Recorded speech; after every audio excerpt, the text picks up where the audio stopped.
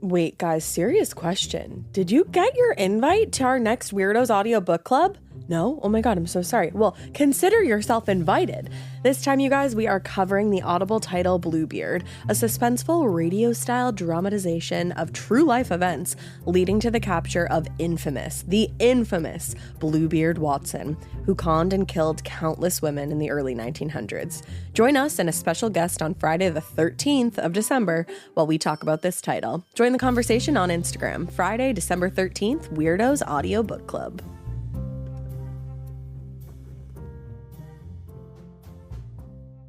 Cute way of talking. You got the baddest ideas. Does he actually say the baddest ideas? Or I don't know that song.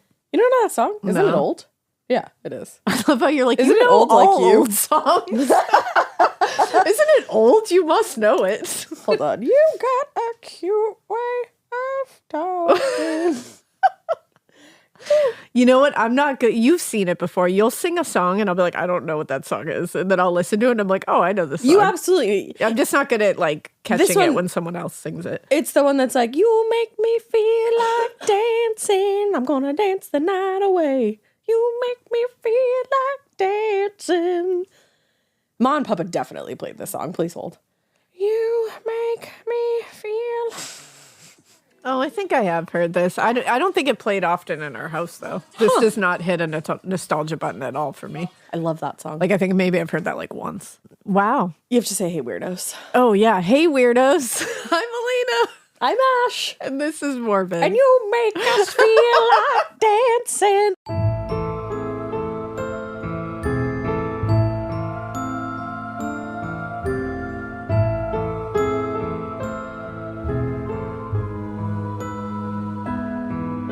I don't know why I thought he said you have the baddest ideas when he says you got the better of me. Your interpretations of lyrics are incredible. Thank you. It's a specialty of mine. What the pecan pie? They're so, and the Ice Queen. Oh, that's one of my best. We've told them that one, yeah. But have we told them the is that Empire of the Sun? Yes. It's not Walking on a Dream, is it? Yeah, it is. Is it? Yeah. Now I have You Got Me Feel Like Dancing in my head, so I can't think of my version. Hold on. When he says, is it real now when two people become one, I say, is it grandma? Is she making pecan pie? And then I say, can I have some? Can I have some pecan pie? And if you listen to it, you can hear the grandma a little bit. Yeah. It trails off a little. I think the pecan pie was like a joke. It just felt added. right. Yeah, at the moment. Yeah, it was. That was for the bet. That was for the plot. For the plot. Okay, for the plot. And that's lyrics with Ash Cal. Thanks for tuning in, folks. I love it. Thanks. How are you? You got the baddest ideas. You got the better of me. And when you were singing that, I was like, what? Because you were like, it's old. I was like, I feel like that wouldn't be what they would say. No, when I was singing that, I also was like, that's definitely not it. But it just felt good. You commit. And like baddest now is good. Like you're the baddest bitch. Yeah. You got the baddest ideas. And it's kind of like, oh, you got the baddest ideas, girl. You know what I mean? You know what I mean? Oh my God, you crazy girl. Oh, here we are. I put a lot of coffee creamer in my coffee today. So she's on a different level. I'm in like Baja Blast territory. Excuse me, Baja Blast territory. It's true. I become unhinged. And we love it. Thank you. We've got an unhinged case that we're going to talk about. Do we? Because we're going to be covering James P. Watson, the Bluebeard killer. Oh, and then we're going to be following this up with the Weirdos Audio Book Club, honey. Hey-ya. So we're covering the case, and then we're going to read the title, and we're going to discuss it with a special guest. A special guest. We're not announcing yet, but I think you know him, and I think you love him. And we do, too. And of course we do, too. Of course. He's stuck with us forever. It's true. I think he knows that. To be. Yeah. Yeah, he said he's happy being stuck with us forever, so... Yep. Who do you think it is? It's not John or Drew, but they're also stuck with us forever. Yeah. So this story is very complex. Yeah. There are many names, quite like kind of like the one that you were doing. Yeah, the murder of Carol Thompson. Yeah, that had a lot of names, very complex. So many criminals. See, and this is just one criminal who goes by many names. Oh, we have another alias. Yeah, so case. many aliases. I love so many. An aliasi. An aliasi. Do they become aliasi? This is a wild one. So we're going to start at a place, and then I'm going to take you to the beginning.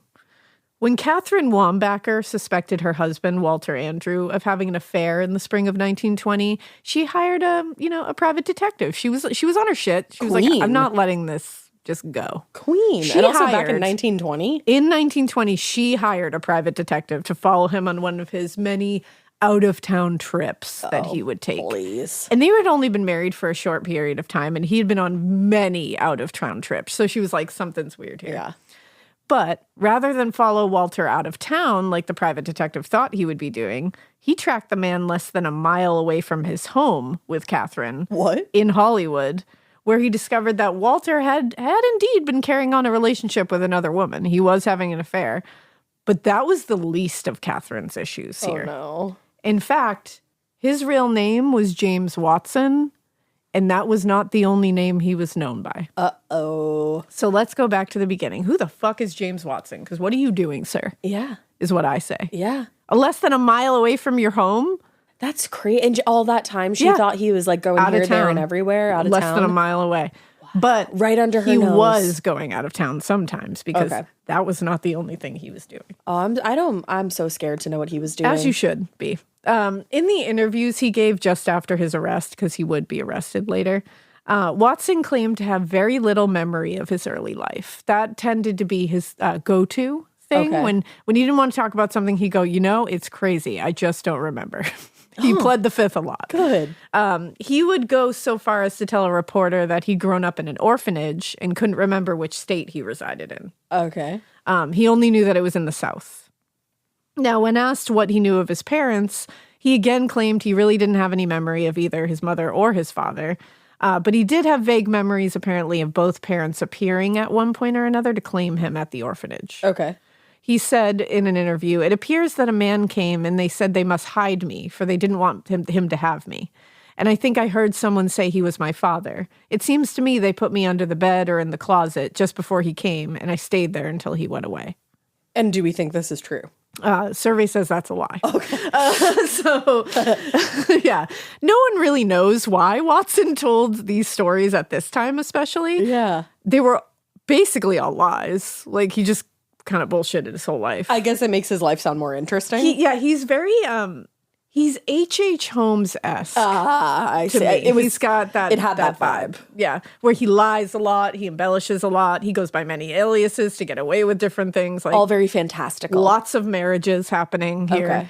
Okay. But he would also claim that he couldn't remember details of something when, one, he wanted to get away with something or just be a dick. Yeah. But they found that he would do this when the reality of the situation was too painful. So he did have some trauma. Yeah, I was going to say that's definitely a trauma response. And this would make sense for him because, again, his early life was definitely not great. There was a lot of abuse, a lot of neglect. He did not grow up in a loving home. Yeah, you feel bad for the kid version of him. Now, James Watson was not born James Watson. Had a feeling. He was born Charles Gillum in Carroll County. That's a great name. Why change it? Charles Gillum. I love the name Charles. He was born in Carroll County, Arkansas on July 3rd, 1871. His father was a dick and abandoned the family when Watson was just an infant, just took off. Great. And his mother was also a dick. She was super volatile and would honestly direct all her rage and anger at her only son. Awesome. Yeah. When James was still very young, his mom remarried and changed his first and last names. Yeah. Relatable. Yeah. Rechristening him as Joseph Holden. Oh, okay. Yeah. So she maybe to have a more holy name? I guess. I'm not really sure. Sounds like, yeah. I think just shenanigans on her part. Yeah, moms that change their kids' names are weird. Yeah, it's a little strange. Now, at the time of his mother's remarriage, his stepfather already had several children of his own, and neither parent made any effort to integrate James into that new family. That's really He was sad. just kind of kicked to the side. Yeah. So his mom's a complete piece of shit, and his new stepfather was also a complete piece of shit. Yeah, fuck him. Yeah, they just didn't do it. Instead, they just kind of used him as a scapegoat for whatever went wrong and would just kind of like torment and abuse him his entire childhood. Why have children? So those two are fucking assholes. When he was just 12 years old, he left home for good. Wow. Just took off. Was like, I'm good with this. The shit he must have seen and experienced by 12. Yeah. To leave at 12. Permanently. Yeah. He left home for good. He drifted around the southern United States, taking jobs wherever he could find them. In his version of events, and remember, you have to take all what he's saying as a grain of salt because he's a liar, a true liar. Right. But, I mean, I guess it wouldn't really serve him too much to lie about this part, but who knows? You never know, yeah. In his version of events, he was adopted, and his new family traveled around the South working as farm laborers. According to Watson, in his mid-teens, he spent a long period in Kansas working on a farm with a man who served as the area's blacksmith. He told a reporter for the Los Angeles Times, he used to make me work on the farm. If I didn't do my work, I didn't eat. And then he said the blacksmith was physically abusive and would often hit and whip him for things he didn't realize he'd even done wrong. Jesus. Yeah. What is wrong with all these adults? Truly. According to Watson, he ran away from the blacksmith's farm for about a year, and then he changed his name again to Dan Bolton. Okay. From this point, he continued traveling through the South as kind of just like working as a laborer, whatever he could do. Eventually, he made his way up to Canada, and he settled in a place that I didn't know existed, and I love the name of it, Moose Jaw, Saskatoon. Hell yeah.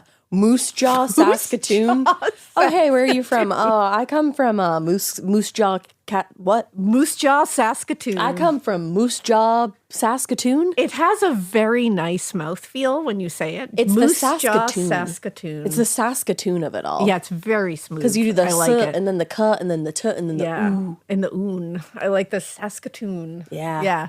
And Moose Jaw is just great.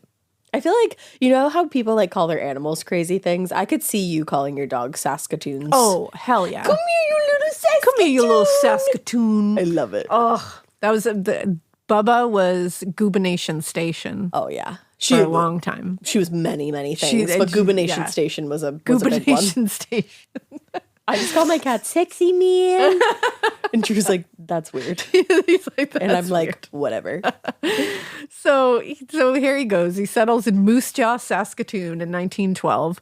And he changed his name. Again, that's when he changed it to James Watson. Okay. Now, in the year that followed, he found work at a mill in Calgary, and then from there he traveled to Vancouver. He went into business for himself and operated a collection agency. You're in a place of Canada lately. I am in a place of Canada lately. I get it. It's fun. I mean, Canada. Am I right? Now, in 1913, Watson met and married Kathryn Cruz in Nelson, which is a small city in the mountains of southern British Columbia. There's not a lot known about Kathryn, but through like some articles and publications, they list her as either his first or his fourth wife. Oh, big difference there. Yeah, and you, as you'll see, there's countless, so it's really hard to keep it track. Yeah. In a letter to a friend, Kathryn wrote, James certainly knew about how to get married quickly. We were married without any of our friends knowing about anything about it. My parents did not know of it until sometime afterwards. Oh, that's really sad. And when she says James certainly knew how to get married quickly, that's an understatement. Oh, yeah. Now, as a collection agent, Watson would have to spend a lot of time traveling, to collect on debts, do all that kind of stuff. Yeah. So on his frequent trips away from home, he was doing something that didn't seem suspicious to Kathryn at the time. Like that. He travels checked. for work. Yeah, like it wasn't hard to convince her. Sure. So he would. What was a little suspicious was he would come back from these trips a lot of time with women's clothing and jewelry. That's upsetting. And he would tell his wife these items were seized in payment of overdue debts or mortgages, and so now you get them. And she was like, okay, that feels but she was bad. like weird.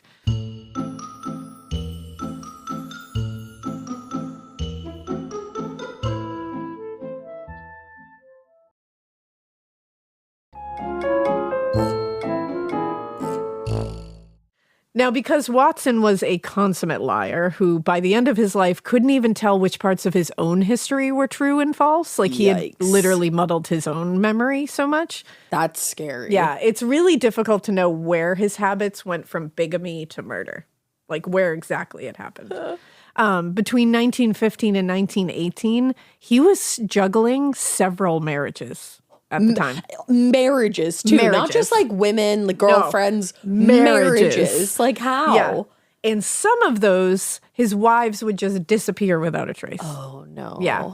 And as a result, it's impossible to know precisely when his murder spree began or even identify his very first victim. Okay. But specifically, since he frequently claimed to have forgotten so many details, it gets very muddled. It should also kind of be noted that while he did confess to many murders, there's no exact list of how many wives he even had or how many of them were victims. Like, there could be more, many more. Yeah. Even the details of those that are known to have been killed are so obscured and vague, it's kind of difficult to put everything together.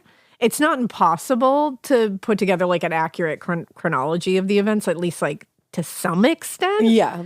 But I guess even like modern sources will tell you like it's difficult to put dates and names with victims to a T. Yeah, like sure, things that makes get sense. muddled in here.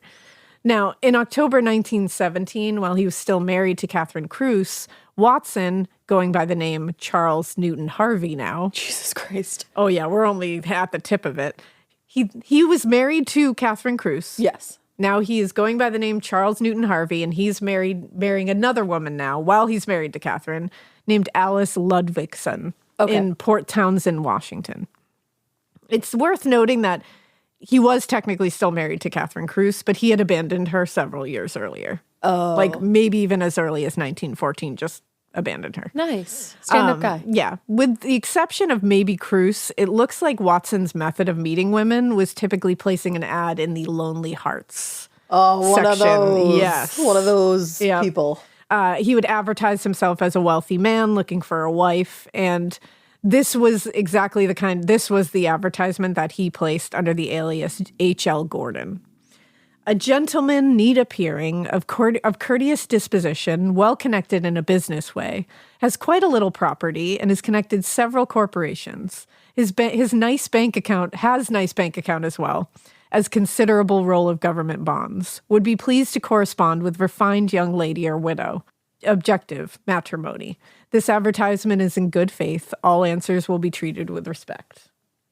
Which you can see why people responded to that. Of course. He seems nice. He's got money. He's got property. He's looking for marriage. He's going to give you a chance no matter what. Yeah. All right. I'm saying. I'd answer back then. So once the advertisement would get some responses, he would evaluate each one and he would pick out the wealthiest women. It's like a game for him. It absolutely was. And once he picked out that list of wealthy women, he would start a rapid fire courtship and urge a very early marriage with them. Scary. After the marriage, he would ask his new wife for a list of her closest friends, her closest relatives, saying he wanted to make sure he knew who was close to her so he could notify them in case of emergency. From that point forward, he set about, fleecing them of money, essentially property, various other assets, by either asking for small to bigger size loans or claiming, you know what, why don't we just combine our assets together, roll our wealth into each other's, and that would give him free access to their money. You know what this makes me wonder? I wonder when prenups started. I know. I'm going to Google that really quickly because that's a good call. It popped into my head.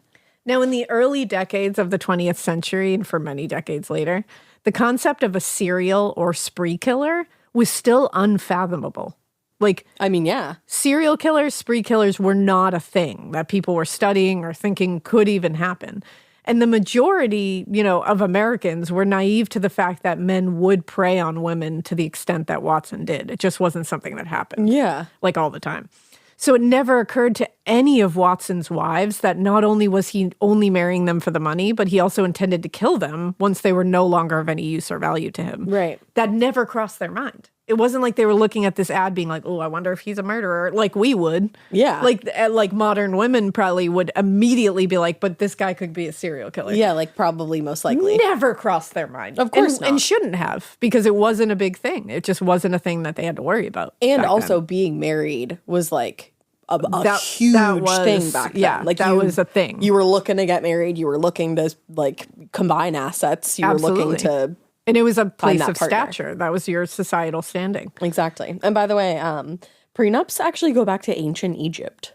Wow. Which is crazy, yeah. According to the AI on Google, Prenuptial agreements, also known as marital contracts, date back to ancient Egypt, where some of the earliest known prenups were written on papyrus scrolls over 2,000 papyrus scrolls, 2,000 years ago. But I think the prenup, as we think of it, like the more kind of legal document became more popular in the 1980s. Oh, okay. But that's so cool to think about. That there was some kind of discussion of like what we're going to divvy up or what we keep and you get. Yeah. And if you think of it too, like in like more medieval times, it was like dowries and stuff like that was your kind of their version of like a prenup. Yeah. It was like leading up to the more formal one. Yeah. That's interesting. But yeah, these women they didn't have any reason to really be thinking that this is what they were encountering here. In fact, many of the women looking for love and companionship in the newspaper were older and more socially established already. So it made their pool of potential suitors a little smaller. Not only were they less likely to be suspicious of a man who seemed pretty psyched to move into like forward with the relationship quickly, but they were also susceptible to the grand romantic gestures that Watson made and the promises of exotic vacations. You know, they had already been through this rigmarole. Right. So they're just like, another one, let's go. Yeah. Unfortunately, for many of Watson's wives, those exciting and exotic vacations would turn out to be their last. Starting with Alice Ludvigsen in 1917. According to his confession later, the two of them took a fishing trip on a river in Idaho. And while out on the water in their small rowboat, the boat became jammed up against some logs that had been secured to the riverbank. And Watson said, he claimed, that Alice started to push against the logs with her hands and he was pushing with his feet. And when the boat finally dislodged, she lost her balance and fell from the boat. Oh. And he said his first impulse was to rush to one of the logging camps in the vicinity and ask for help. But he was a stranger in the neighborhood, and fearing that he might be suspected of being the cause of the woman's death, he finally decided to say nothing about the matter. I feel like this went differently. He definitely murdered her. Yeah. Absolutely. Like drowned her, most likely. Her body was never recovered, and her death only came to light after he was arrested. Wow. Yeah. It was definitely a murder, like for sure. Yeah. But he claimed it was an accident, and he claimed that it gave him the idea that he could, conveniently get rid of his wives once he secured access to their finances. And then he could move on to a new woman, using the Lonely Hearts section of the newspaper and keep doing it. Right. The next several murders happened in quick succession, all in a very similar manner to Alice. There was Beatrice Andre Wartha, a widow who was described as having a particularly lovely disposition. Watson married her in Tacoma, Washington in the summer of 1918 under the name Harry Lewis. They took a trip to Lake Washington a few months later, where Beatrice drowned under mysterious circumstances. So he likes to drown people. Yeah, he changes it up a little bit. Oh, okay. Agnes Wilson, he married in September 1918. Now remember, 1918, that's the same year. Same year. So his previous Beatrice drowns, he marries Agnes in the same year. Damn. And in the same year, she met the same fate in Lake Washington, the same exact lake, when she fell from the boat, quote unquote, and drowned in the rough waters of Lake Washington. Bertha Goodrich, also referred to in some sources as Goodnick, she married Watson and also, quote unquote, fell from a boat on Lake Washington one afternoon when they went out on the water. According to Watson, he said she tried to travel from the stern to the center of the craft and lost her balance and fell. But later, he slipped up because he referred to this death explicitly as a murder. Wow. Yeah. So it's like, how could that be a murder if she just slipped? He would just forget what he referred to as an accident when he didn't. Of course. Now, initially, Watson framed the deaths of these wives, like I said, as accidental drownings. And he said he just, he would capitalize on it by taking control of the women's estates. But in interviews with investigators after he was arrested, he would claim he was, quote, impelled to do these acts by some dominating force that he could not understand.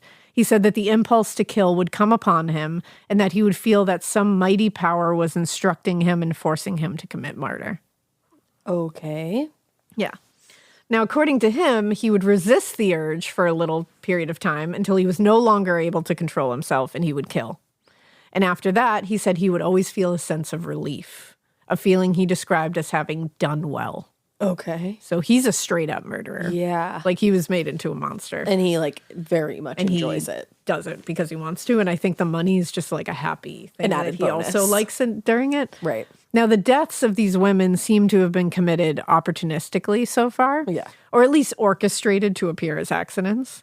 At some point in early 1919, though, only the following year after all those, it seems that the kind of accidental nature of these deaths was no longer sufficient to satisfy his need to kill. This is evident in the murder of Marie Austin, who Watson married in Calgary. Very shortly after the wedding, they honeymooned in Coeur d'Alene, and on a trip to Lake Coeur d'Alene, he struck her on the head with a rock. Holy shit. And drowned her in the lake. Oh my God. After she was dead, he weighted her body down with rocks and sank her to the bottom of the lake. My God. So he really escalated. Yeah. Her death was followed quickly by the death of Eleanor Fraser, whom Watson married in Seattle in the same exact year, early 1919. For their honeymoon, the couple visited the waterfalls in Spokane. While looking out over the waterfalls, admiring the view, Watson came up behind Eleanor and hard pushed her into the waterfall. Holy shit. And she drowned. And when he told detectives of this later, he said there was no controversy, just an impulse to kill. So he was like, there was nothing wrong. We weren't fighting. I just pushed her over. And she's just having this moment where she's probably thinking like, wow, what a beautiful life I'm living. I'm on my honeymoon. And he pushes her into the falls. Holy shit. Yeah. So although it's difficult to pinpoint the specifics of names and dates, it's very clear that he is increasing in violence as he goes. A few months after Fraser's death, Elizabeth Pryor, who Watson married as Milton Lewis in Coeur d'Alene, on March, and that's in Idaho, on March 25th, 1919. This is the same year. So he's now on wife 3 for the year, and we are only in March. Which is insane. Yeah. She died a similarly violent death. According to Watson's confession, shortly after they got married, they got into a little argument in what he called a house near Olympia, Washington. And he said Pryor attacked him with a hat pin. Okay. And Watson claimed that he pushed her away violently and she fell to the floor but hit her head on the corner of a box. Based on the amount of blood, Watson assumed she was dead. But to make certain, he said he got a hammer and struck her in the head with it. Now, that's not entirely true. Okay. He didn't just hit her on the head with a hammer. He literally crushed Elizabeth's skull with a sledgehammer. A sledgehammer? Yes. What the fuck? The way that he just started drowning people and like pushing them over cliffs, like that's almost passive in a way. Yeah. You know what I mean? But then to beat somebody about the head with a sledgehammer. And for him to claim that she fell and hit her head first, I think that's bullshit because you could never tell that he crushed her skull. Yeah. There was no way to tell that she had hit her head before that. My God. And after killing her, he placed her body in a large hole in the yard from and it was like a large hole that was from a tree that had been uprooted. And then he covered her over and buried her with dirt. He went back to the house and he said he found the room was so covered with blood that he could not possibly clean it all up. So he just set the house on fire. I had a feeling that's what he was going to do.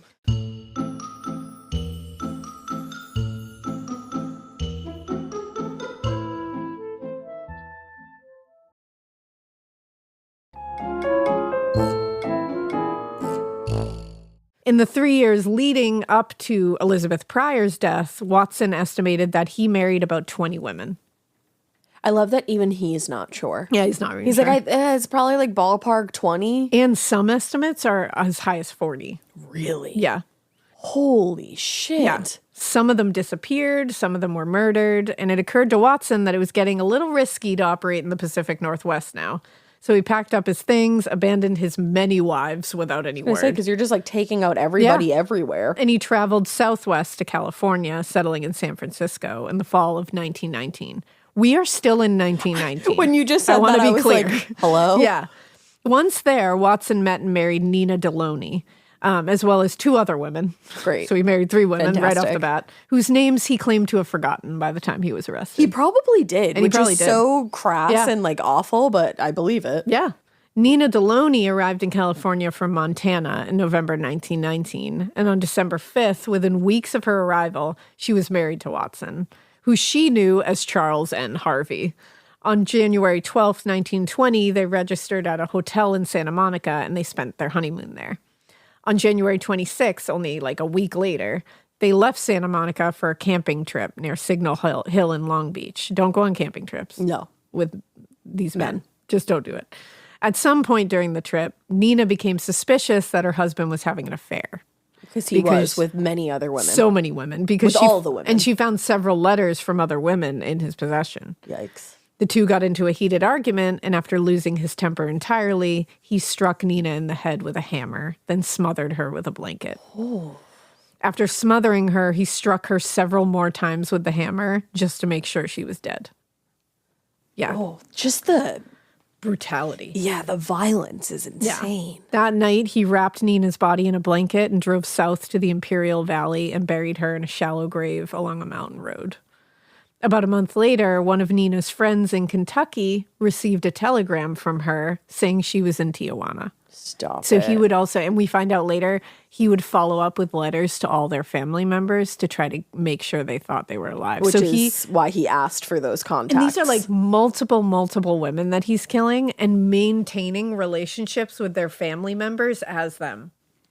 He had to have been keeping like crazy logs of whose family was who. He did. And he kept all their letters. I love that he can't remember certain women's names that he was married to, but these things. Somehow was able to keep track of all of that.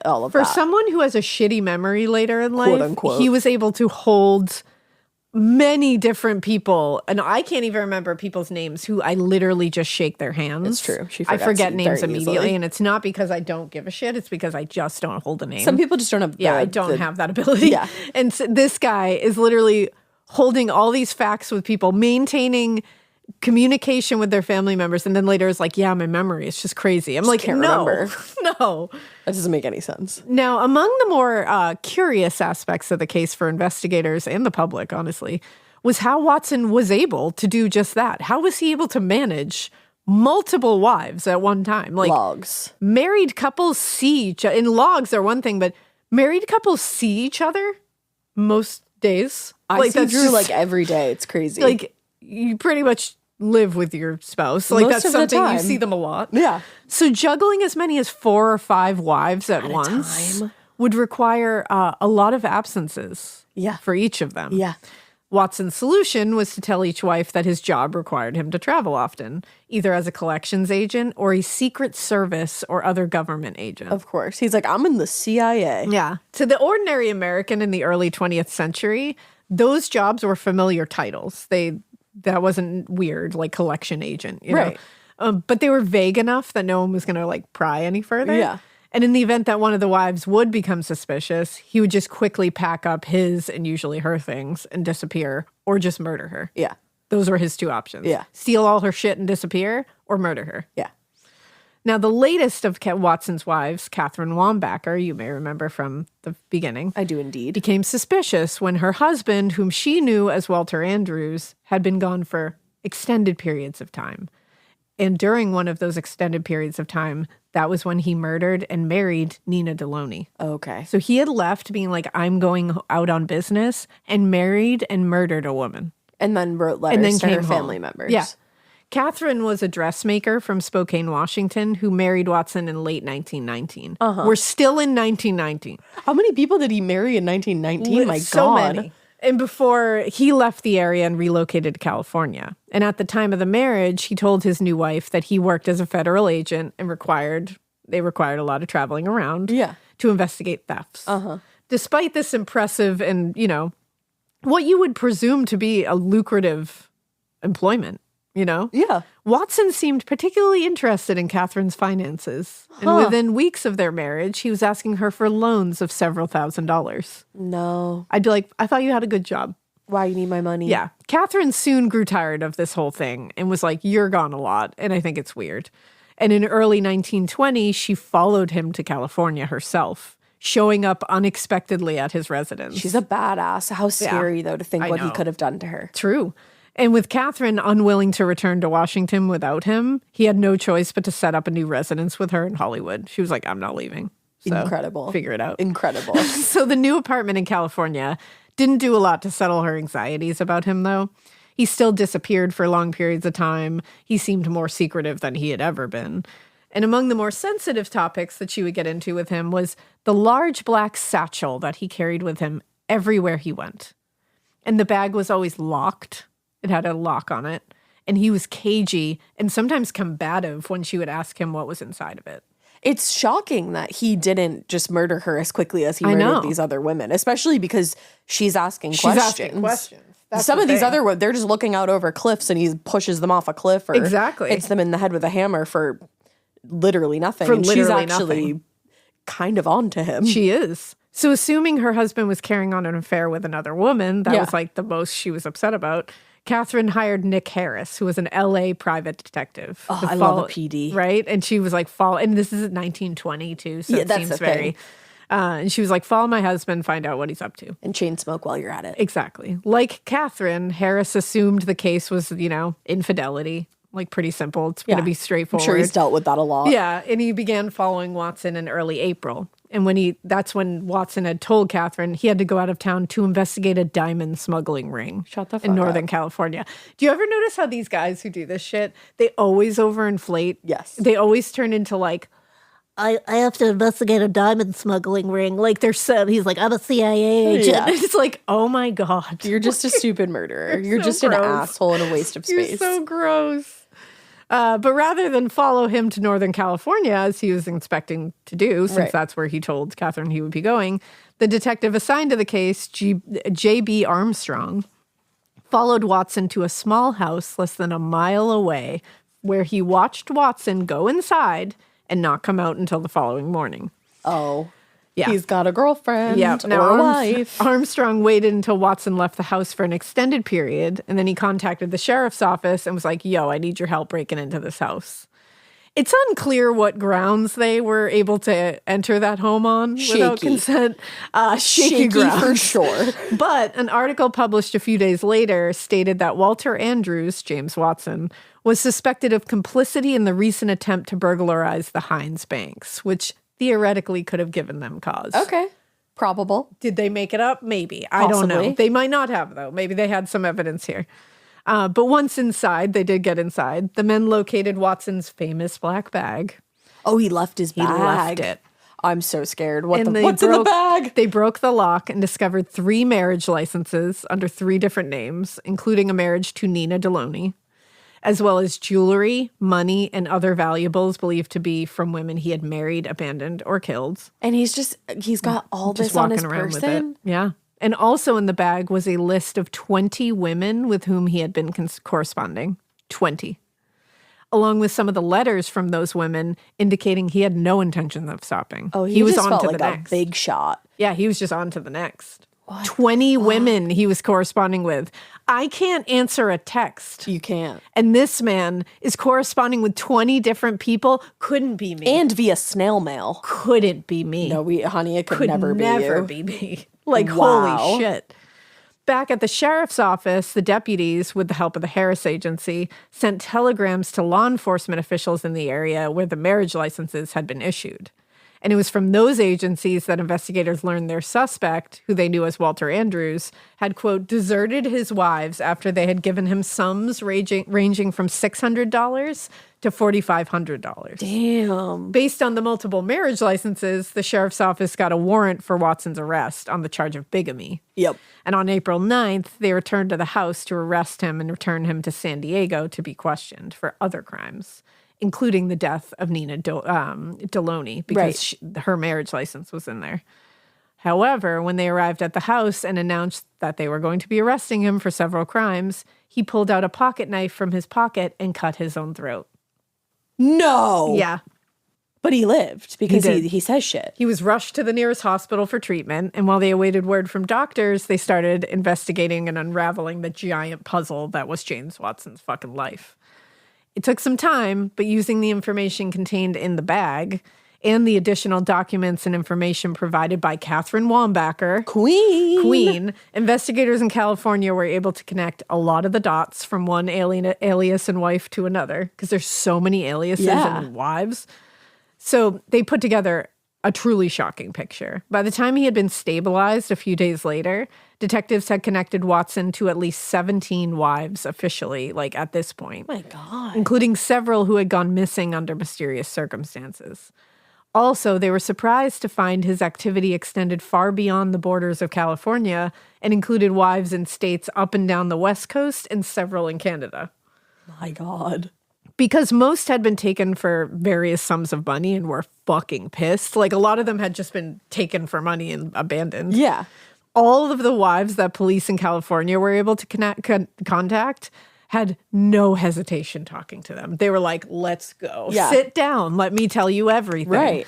According to Elizabeth Williamson, Watson's wife in Sacramento, her husband, who she knew as Richard Huirt, was a, quote, woman hater and resorted to many marriages as revenge on women as a sex for sufferings caused to him by a few, beginning with his mother. So she's saying, always goes back this to is the him mama. being a fucking woman hater. His mom fucked him up, and he's angry at women, and he's going to punish us all. She pretty much hit the nail And on she the did. head. According to Williamson, she had arrived at the conclusion based on many statements he had made to her about women. She's like, he's a piece of shit. Yeah.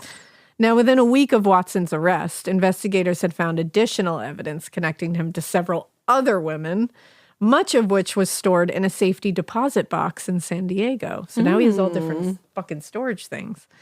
It was at this time that he was also connected to Bertha Goodrich, sometimes referred to as Goodnick, and Alice Ludvinson, the initial, like, accidental, His quote-unquote, first death. victim, pretty much. Also, by this time, investigators had identified several of the names Watson had used in his marriage schemes, including, but not limited to, Walter Andrews, Walter Andrew Watson, Charles Newton Harvey, Harry Lewis, Lewis A. Hilton, Andrew Huirt, James Wood, C.N. Harvey, Edward Huff, Dan Holden, James R. Ruitt, and H.L. Gordon. That's 12. And that's all, that's like not What they limited know to that. of. Yeah.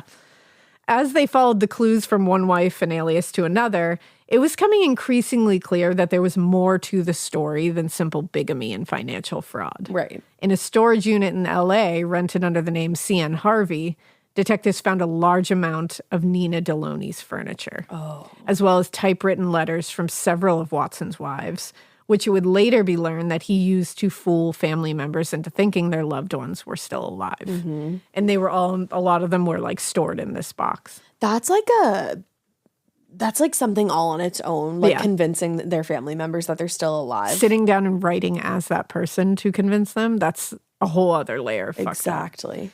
Yeah. One of those letters, signed by Alice Ludvigson, informed her family that she would be taking a long trip to South America and wouldn't be able to contact them for some time. Oh.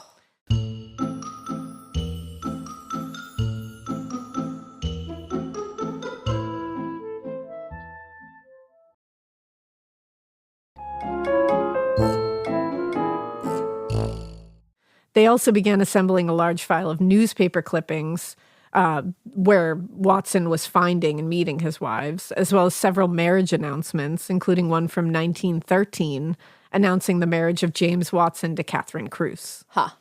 Finally, they also discovered a blood-stained map of the Barago Valley, which investigators believed would lead them to where Nina Deloney's body was. And it was blood-stained. That's so horrific to think about. While law enforcement officials worked cooperatively, which is nice to hear, because there are so many of them that have to work together, and this could have been an absolute shit show of egos and bullshit. Yep. We've seen that happen. Oh, yeah. They worked very cooperatively to just disentangle this whole thing. Nice. Headlines in papers across California and the Pacific Northwest were full of stories of who they were now referring to as a modern-day Bluebeard. That's a reference to the 17th century French folktale of a wealthy man who murders his wives. It's also got pirate vibes. It does, and we all agreed with that. Me, Mikey, and Ash were like, I thought this was a pirate. Yep. 100%. I thought this was a pirate. As soon as I heard about Bluebeard, I was like, oh, a pirate. Right? Cool. Like, it feels piratey. Yeah, I'd never heard of that grim fairy tale. Is Blackbeard a pirate? Blackbeard's gotta be a pilot. Blackbeard's a pirate. A Maybe pilot, that's I just where said. a pilot too, maybe. Who knows? It's Blackbeard, right? Yeah. That's why I think that's where we were all going. Yep. Just, colorful beards. He was an English pirate. Yeah, I knew it. So there you go. We're not far off. No. But each day with this case seemed to bring more reports of another wife and, more disturbing details and new questions about the missing women as well. Mm-hmm. But what seemed to baffle the press and police alike was how very little Watson seemed to fit the description of somebody they thought could be a murderous maniac who was also charming all these women. Yeah. Especially back then, too. Like, they're like, they don't understand this whole concept. They're not seeing it. So rather than being the stereotypically mad killer they expected, doctors and detectives found Watson to be a, quote, gnome-like fellow. A gnome-like fellow? Yes. A gnome-like fellow's tricking all these ladies? Yes. A gnome? A gnome-like fellow who wined and dined his prospective brides at fancy restaurants and even endeared himself to the widowed ones with children, which is so fucked up. Oh, I hate that. He was, one journalist wrote, a man of average looks and build, well-spoken and intelligent. So he was just your everyday gnome-like fellow, A gnome sent me. A gnome-like fellow. A gnome sent me. Almost 2 weeks into their investigation, police in L.A. were notified about the discovery of Elizabeth Pryor's body in Plum Station, Washington. It didn't take long for the news to hit the papers, and soon after, it made its way back to Watson that they'd found her body. Oh. He was still in the hospital, recovering from that self-inflicted neck wound. He heard the news, and he made another attempt to end his life by cutting his wrists. Wow. But the hospital staff stopped him. This is so crazy that I actually forgot that he slit his own throat upon arrival. Because there's so much happening. I was like, wait, what happened? And I was like, oh, wow. Yeah, he slit his own throat.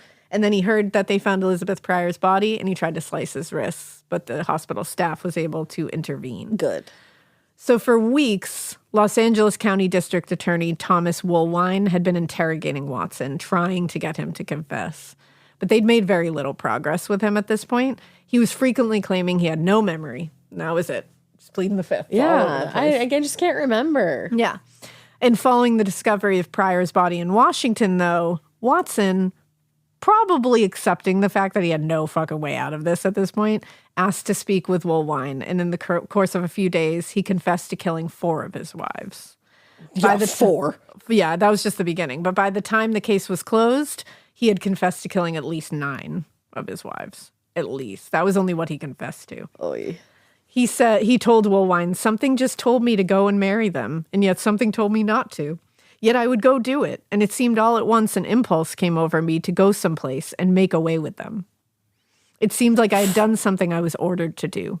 That's scary, because you're like, what the and fuck? obviously back then there was not really any way to like psychologically evaluate him to. I mean, they tried to, for sure. Like they always. I mean, like how they could in modern times. You know what I mean? As now, and there's so many things that didn't even have names yet. Yeah, so that's the thing. You just wonder what he had. Yeah. After giving his confession, he led detectives to the mountain in El Centro where he'd buried Nina Deloney. But he couldn't remember exactly where the grave was. But they did eventually find and exhume her from the shallow grave.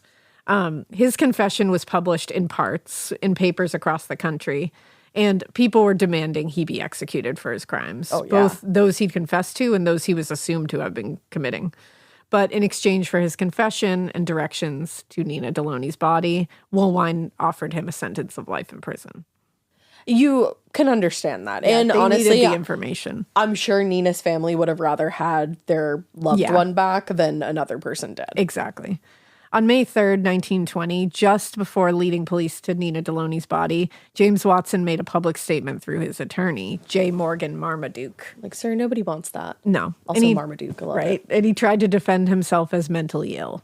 He said... He does sound mentally ill. He does, but when you hear the statement, you're like real self-aware. Like, I'm like, I don't, like, that seems pretty self-aware. Well, and it's also like, he seems mentally ill, but he's also able. He's sane. And like, has the wherewithal to keep track of most of this. That's at least. The thing. So I think he's mentally ill, but I think he is sane. Yes. And knows what he was doing, knows it was wrong.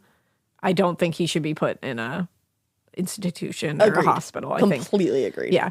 So he said, is it even reasonable to think my acts are the work of a sane man who is in a position to control himself? My every act shows I am to be pitied more than to be blamed. Disagree. Fuck off. Yeah. No, I don't pity I you. don't pity you at all. You're a fool, but I don't pity the fool. And then he urged the public to consider the circumstances before passing judgment. He said, if they will do this, I believe the public will not ask that I should receive the same punishment as if I were a normal person.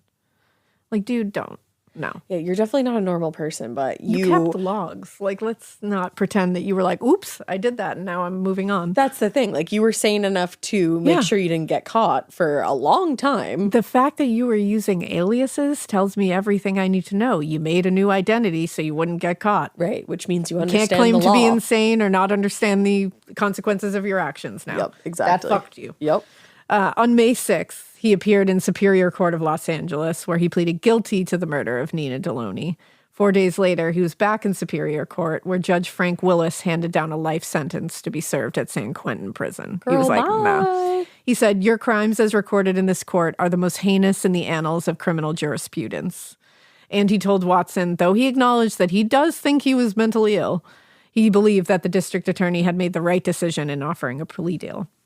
He was like, you do not belong in a hospital. Yeah, I think agree. you are and he was kind of saying what we were. I think you're mentally ill, but you do what you're doing. Sane. On May 18th, he arrived at San Quentin to begin serving his sentence. And that's a rough prison. Yeah, good luck there, Jamesy Poo. Yeah. So for months, the story of James Watson dominated newspapers across the country. But when he entered prison in May, most people were assuming it was just going to kind of come to a stop. And for the most part, it did. But at San Quentin, the guards and other inmates were baffled by this man. They were like, this is the guy who wooed more than 20 up to 40 women? This gnome-looking motherfucker? Like, what, this gnome-looking motherfucker? San Quentin warden James Johnson told a reporter in 1946, I had to turn away a number of women who had no legitimate reason for calling, but faked excuses in the hopes of getting a chance to see him. Which, ladies, I have to say, let's get it together, okay? Please. Let's make a collective promise to each other to get it the fuck together. What y'all are we watch the doing Barbie here? movie? What are we doing Did y'all there? watch it? Ladies, he's killing wives. He's killing wives and taking their money, or he's just straight up abandoning them after robbing them blind. And you're Why like, the fuck do you want to see this man? You know what it is? It's the I can fix him mentality. No one can fix this man. You can't do it. He hates women. And is it worth it? No. Queen, fix yourself. He was a gnome-like motherfucker. He's no. But while in prison, he took up writing and tried to get his poetry published in papers around the country. Oh, just what we need, a tortured man's poetry. No one was interested in it, so he didn't get it published. He did find another way to keep himself in the limelight, though. Beginning in 1925, he began a correspondence with Los Angeles journalist Wycliffe Hill.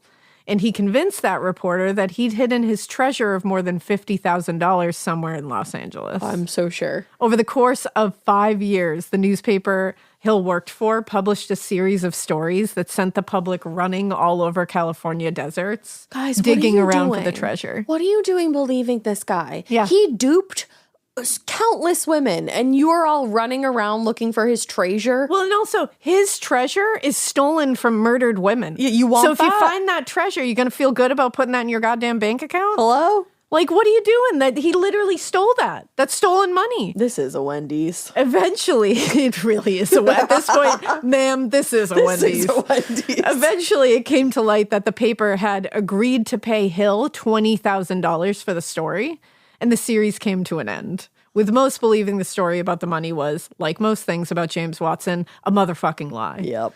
An article in the Los Angeles Times denounced Hill and the newspaper for having duped the public, writing, incidentally, Watson is very proud of the way in which he trapped those he now considers his enemies. So he did that just for fun. Of course and he you all did. fell for it. And that's the thing. It's like he's sitting behind bars just lolling. Yeah, you can't let him have that power back there. Fucking gnoming and lolling. Ugh. In 1930, Hill sued Watson for $25,000 for causing him to waste 5 years of his life on wild goose chases. Well, you're stupid for doing that. Then Watson countersued for $50,000 in damages, alleging Hill defamed him. You're in prison. And in 1932, a judge threw both the cases out and told both of them they would have to wait until Watson was freed from prison to pursue their bullshit cases. That's the other thing. I'm like, what the fuck are you going to do with the money in prison? He was like, stop wasting my goddamn time, you idiots. He was like, I got better shit to do. Fuck off. In his life at San Quentin, James Watson became a model prisoner because what the fuck else is he going to do? He's a gnome-like motherfucker.